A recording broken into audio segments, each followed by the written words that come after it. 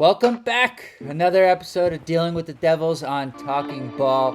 We are looking at the Kansas game. Duke comes into this one 4-0. Kansas 3-1. Will Darren Peterson play? We're recording this Sunday afternoon.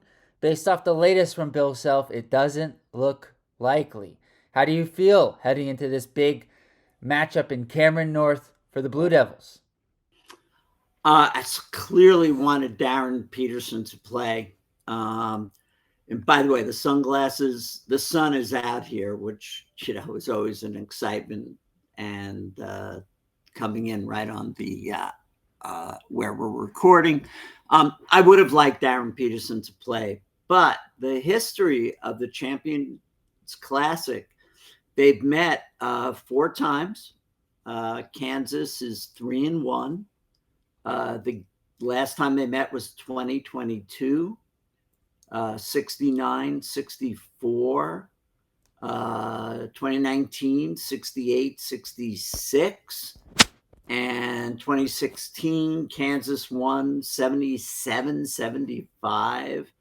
You remember that Frank Mason final shot to give Kansas the lead. And then in 2013, they won 94-83. So it's always fun when they get together, with or without Darren Peterson, though clearly would have preferred it. Yes, and these two teams, they've got some history outside the Champions Classic. They played last season in a game that Duke lost late. It was 75-72 Kansas. And then, as you alluded to, the last time they met up in the Champions Classic, I remember that game, though, thinking Tyrese Proctor had really put it together in the second half. And I was really excited. That was freshman year, Proctor. So Duke, the history, Duke is 8-7 against Kansas all time. Most of those games have been neutral site games. But to your point, Duke has lost the last 2 times that they have played Kansas. So there's a little bit. There are some players, not many, especially on the Kansas side, who played in the game last year. And so there's a little bit of a revenge factor here for the Blue Devils heading into this game. Well, and speaking of history, you always remind me that it was Zion in the big tournament lost to Kansas. No, he lost to Michigan State. I always think that it was Kansas, and correct me that it's Michigan State. But all right. It was the Grayson Allen shot that didn't go in, where we lost to Kansas in the Elite Eight, I want to say. That was a tough one. And that was the year before. So, understandable. Mixing up a couple years here. It's been six years or so. What am I, 90? I'm 96, 97 years old. I always forget, once you get up there, it's like hard to remember how old you are. And so, all right. But I do know one thing. I love the Blue Devils. Yes. And this should be a good test for the Blue Devils. We'll break it down. So, but first we got to start off with the elephant in the room, Darren Peterson, because this is one Kansas team with him and a different one without him. And one stat I have to illustrate that. Now, we don't have a lot of stats to go off of. We're 4 games into the season, so you got to take everything with a grain of salt. However, the 2 games they played with Peterson were against tougher competition because one of them was North Carolina. So, the 2 games with Peterson, Kansas shot 42% from 3, which is really good as a team. In the 2 games without Darren Peterson, they've shot 30%. And that was rounding up. They're at 29.5. I was being generous. I rounded up to 30. And that shows, obviously, Peterson's far and away the best shooter on the team. Bryson Tiller, we'll talk about, is their best shooter statistically, but not the same volume as Peterson. But that's just one area where it shows the difference of this Kansas team without their best player and leading scorer, Darren Peterson, who Coach Bill Self said is out for the immediate future and has missed the last 2 games with the hamstring injury. So Sunday afternoon, things could change by Tuesday. It's Tuesday night, but it doesn't look good. I think that the cautious thing to do would be to hold him out. And yet to tell Darren Peterson he can't play against Duke in Madison Square Garden, if there's any chance to play him where Bill Self doesn't think it's going to cause long-term damage, I think we'll see him. And that's the thing. That's the thing from Coach Self's quotes to me, which say, to everything you said, Peterson really wants to play. He especially wants to play in this game. Self was alluding to that.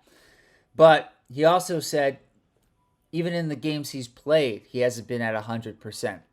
And the thing is, when you go back, he played in the Louisville exhibition game, but was limited minutes-wise in that game. And then he didn't play in their next exhibition game. Then he played 2 games. Then he's been out the last 2 games. So he's not right. And Coach Self said, this is a long-term approach here. So sound technicians are going wild. They're having a good time. And so while I'm sure Peterson would love to play, knowing that they're taking a long-term approach, he's missed 3 games and didn't play full minutes in another. It seems like, to use the NFL scouting or injury report, I would put him down as doubtful for the game coming up Tuesday night. Unfortunately, because this game I circled Peterson versus Boozer, among others, as a big game to watch. Obviously Duke and Kansas, but those 2 guys as an NBA draft person to be able to watch against each other, I was really looking forward to. And it could happen. I'm just not going to hold my breath. No, I think you got it right. It's doubtful. It's doubtful, but it seems like it's just, from the adult in the room, it's not worth it. Right. And from a guy who's likely to be a one and done. Will be. Therefore, I get to play in Madison Square Garden against Duke. I'm with Kansas. This is what I was here for. Hey, coach, put me in.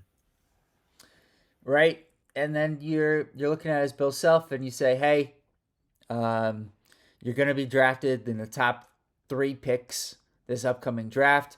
You'll have plenty of chances to play at Madison Square Garden starting next year. And we want to make sure that you're healthy and able to do so. So without Peterson, I think is the way to look at this game in terms of breaking down this Kansas team, because it's the more likely option. With him, they're a much better team. And I think at the end, I'm going to give 2 score predictions here. One with Darren Peterson, one without him, because he is that much of an impact. Okay. So without him, they started their last game. They've gone with 2 different lineups. We're going to use their last starting lineup, which I think they did getting ready for this Duke game. And I'll explain why in a minute. Hey, Jack, can I call a timeout? Yeah, we're not live. Well, we're on the air. We're recording. It's time to say, hey, if you like this show, please subscribe. We're almost at the promised land. We're 3 away. We'd love for you to continue being with us. We've had so much fun already this year in the chat post-game with our regular followers, and please come join the fun. Good timeout. I see what you're going for there. Yes, we're a couple away. Drop your score predictions in the comments, what you want to see from this Duke team, and please like the video. It really helps us grow. So Kansas lineup from their last game. They started Melvin Council, 6'4" guard, really fast, can get downhill, create for others. Cole Rosario, a 6'5" wing, can do a little bit of everything, hit a couple of threes last game. Trey White, 6'7", 220-pound forward, was on the Illinois team that Duke played last year in Madison Square Garden. Didn't go great for Trey White in that one. Bryson Tiller, their second best 3-point shooter. He's at 64% from three on about 3 attempts this season. He's been lights out, 6'11". And Flory Badunga, their leading scorer without Darren Peterson, 17 points, 8 rebounds, 2.5 blocks for Badunga.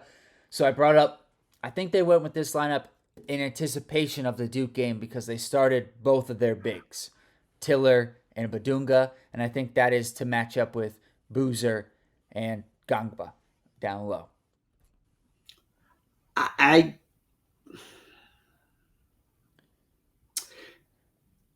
We've seen in the last couple of years Kansas not at their best. And I think that in Madison Square Garden, it brings out the best. And so I agree with you that they prepped against Princeton, I think, was their opponent. And so I think they've got a really, with or without, they're going to put up a good fight. It'll be a good game for us Duke fans to be able to watch after the blowouts against Army and Indiana State. So I'm looking forward to this. They've got a couple other guys who feature off the bench. Jaden Dawson, who was a shooter at Loyola Chicago, has not shot the ball well at Kansas. And to your point, the last couple of years for Kansas have not been ideal for Coach Self. And he's had a number of transfers come in and not produce like they did at their previous schools. And then some of them have gone on afterwards and transferred elsewhere and played better again. So it's not working, whatever they're doing in the portal. Maybe Dawson will shoot better in this game. And Marco Johnson was a McDonald's All-American for them a couple of years ago. Missed all of last year with an injury. He's not much of a shooter as a guard, 6'3", more of a defender, and hasn't really done a great job playmaking. So they're not exceptionally deep either without Peterson. The one thing I want to mention before we get into the keys for Duke is Dame Sarr. This is a little bit of a Dame Sarr game in the sense that until Cedric Coward made his decision to stay in the draft, it was looking like Dame Sarr was going to Kansas. And so with Coward's decision, to stay in the draft, Duke really went aggressively after Sarr, and Duke was the number one for Sarr. But he saw with Coward looking at Duke, he wasn't going to get the playing time that he wanted. Once that changed, he changed and ended up coming to Duke. So this is a big game, I'm sure, for Dame Sarr in the sense of, he wants to prove to Kansas, but also to himself he made the right decision here. So I'm sure this is a big one for Mr. Sarr. I think his progression is going to show that he'll have at least a good game. Whether it's a dominant game for him, I think that's going to depend on, whether Camp decides, I think I want to play at the highest level. And I think he will. It's Madison Square Garden. So, yeah, he's been, the last game was just ridiculous. Duke is now, again, this is, I got to preface this because there are going to be games in between. But as of recording, Duke is number 2 on Ken Pom with the number 6 offense, number 7 defense. And they moved up.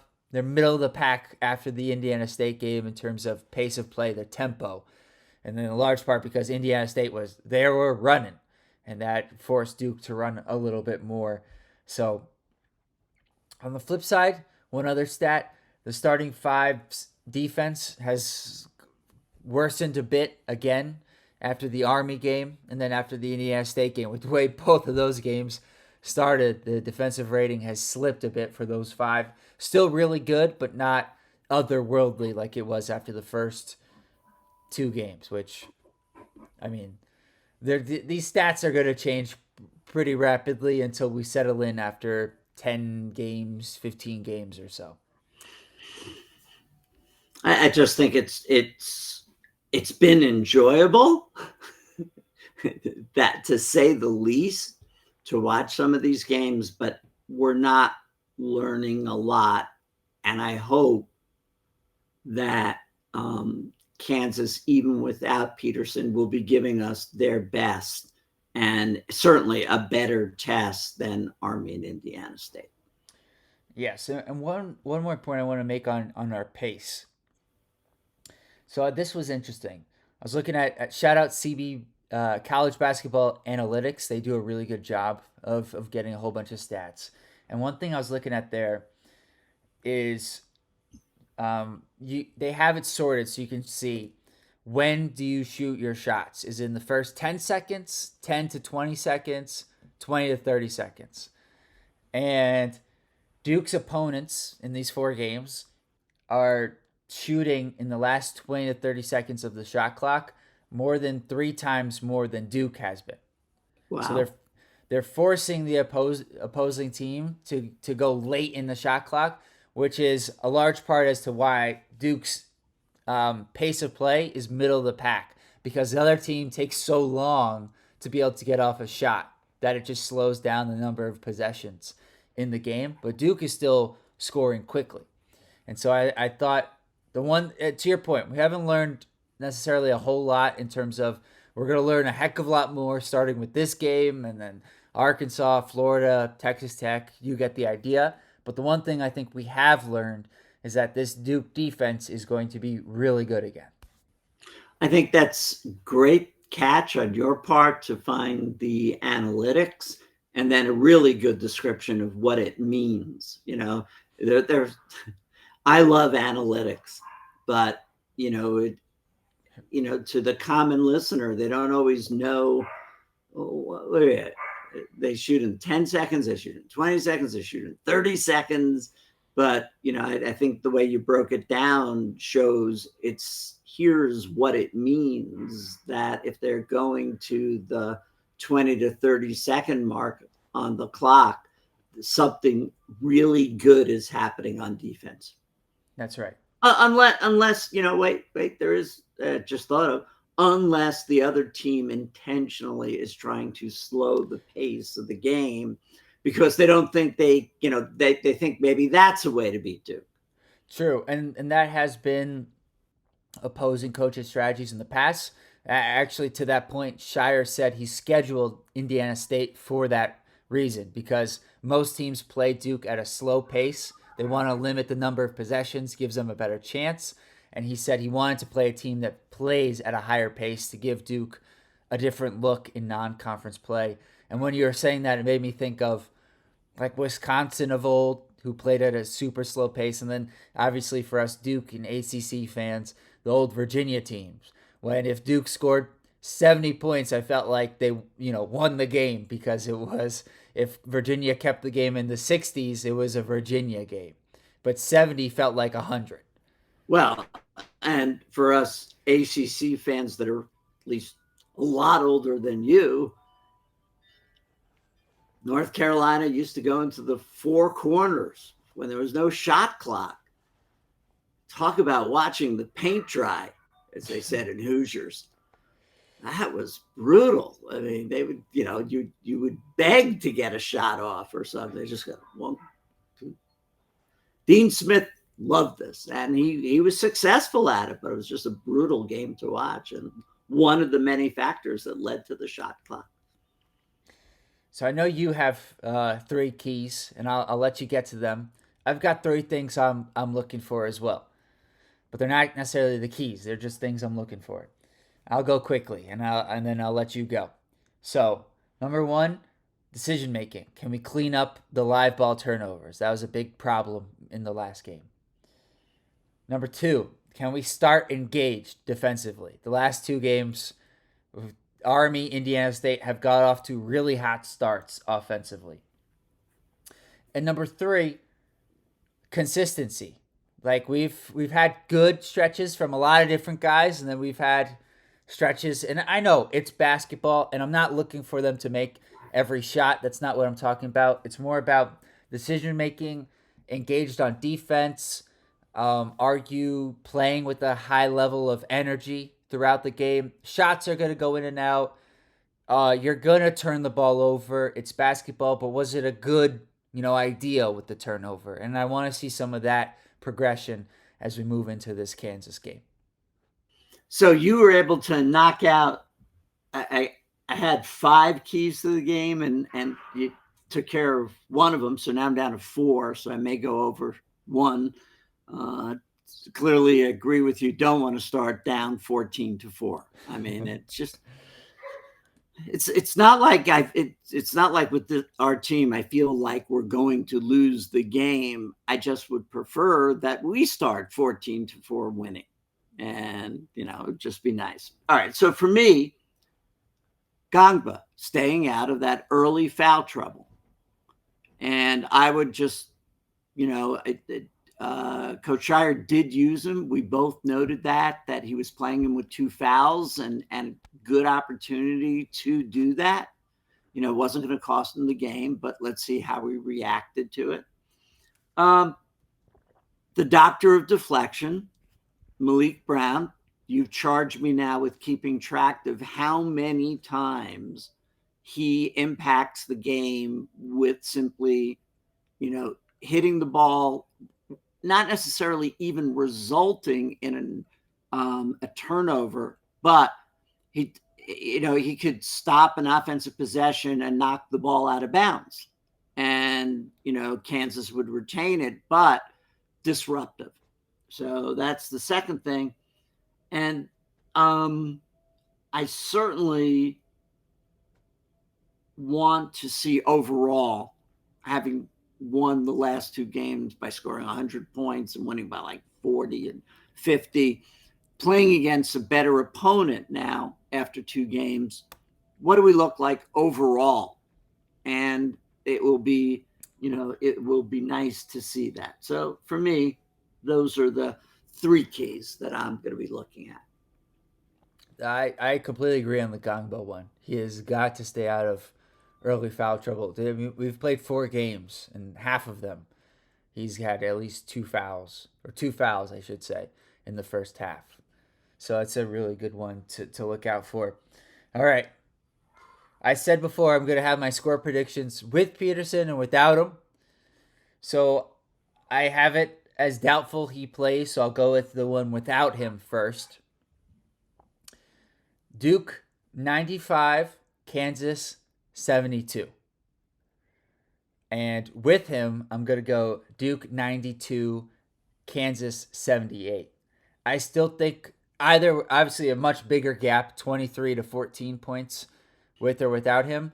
I just think he would have to have a Herculean performance for this to be a Kansas win or a close game, which he is certainly capable of. I just find it hard for that to happen, having missed a bunch of time due to injury, if he is going to play. And without him, I just think I think this team is not as good as the Texas team that Duke played at the start of the season.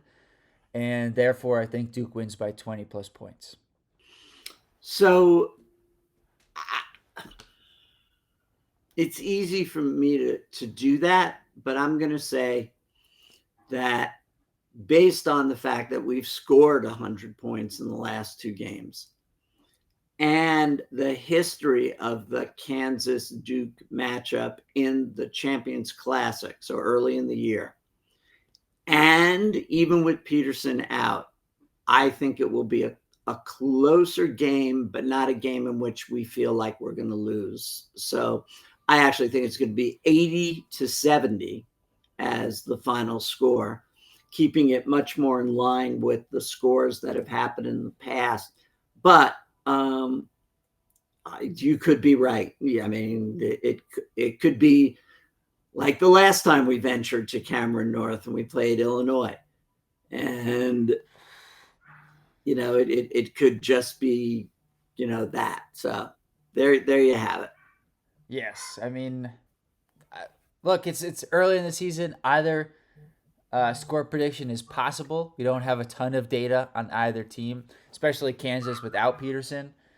But I do think Duke is going to win this one handily. We've got sound technicians going crazy. I think it's a good time to to wrap up the show.